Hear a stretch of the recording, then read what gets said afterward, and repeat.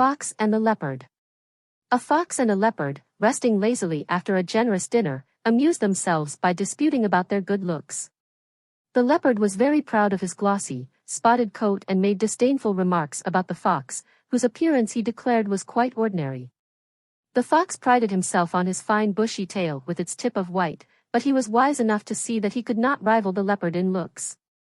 Still he kept up a flow of sarcastic talk, just to exercise his wits and to have the fun of disputing.